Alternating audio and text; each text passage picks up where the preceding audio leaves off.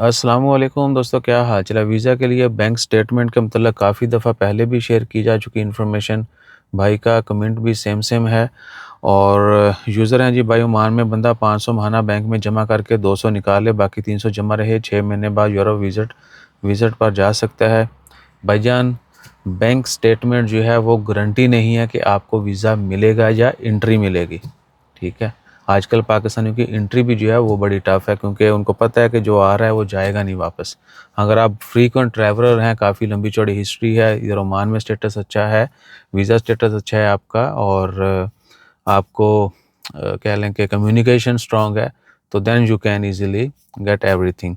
Otherwise क्या है कि बैंक स्टेटमेंट कोई गारंटी नहीं होती, और रेयरली जो है बैंक स्टेटमेंट के ऊपर वीज़ा रिजेक्ट किया जाता है, या तो वो बिल्कुल ही इररेलेवेंट हो, जो एप्लीकेशन आप जमा करवा रहे हैं उससे या रिक्वायरमेंट से बिल्कुल मुख्तलिफ हो, तो वीज़ा रिजेक्ट हो जाता है। कोरिया वाले रिजेक्ट की स्नैप लगाते हैं कि जी आपकी स्टेटमेंट जो है वो जस्टिफाइड नहीं है। ठीक है, उसके बाद और बहुत सारी रिजेक्शन होती हैं, बाकी बहुत सारी एम्बेसीज भी ऐसा करती हैं, ऑफिस वाले वो लगाते हैं ऑब्जेक्शन कि जी ये ठीक नहीं है। और वीज़ा के लिए बैंक स्टेटमेंट देखिए, मैंने पहले भी शेयर किया था, आज भी आपको एक दफ़ा फिर रिपीट कर रहा हूँ कि आपको स्टेटमेंट जो बनानी है वीज़ा के लिए या कहीं पर एडमिशन के लिए, कुछ भी कैसे भी, वो मैटर करता है कि आप ओमान में हैं या किसी भी दूसरे मुल्क में, अपने मुल्क से बाहर या अपने मुल्क में भी हैं। तो अगर आप जॉब कर रहे हैं, ठीक है जी, लेट्स सपोज इधर हमारे पास जॉब वीज़ा है, वर्क वीज़ा है, तो आप डेफिनेटली खुद काम नहीं कर रहे, आप किसी के साथ काम कर रहे हैं, तो वो आपको सैलरी देता है।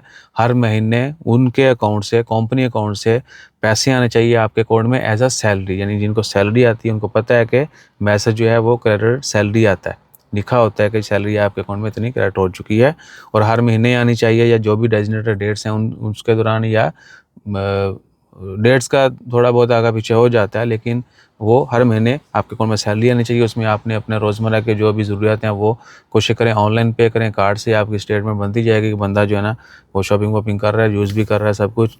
ठीक है, ये नहीं है कि पैसे रखे, थोड़े से निकाल लिए और बाकी पड़े रहने दिए। वो स्टेटमेंट जो है ना रियली बड़ी कंट्रीज़ के लिए वो जस्टिफाइड नहीं है। आपको सारा कुछ जो है ऑनलाइन कोशिश करें कि शॉपिंग करें, सब कुछ अपना जो है वो रिकॉर्ड में लाएँ, और जितनी ज़्यादा से ज़्यादा आप सेविंग कर सकते हैं वो करें।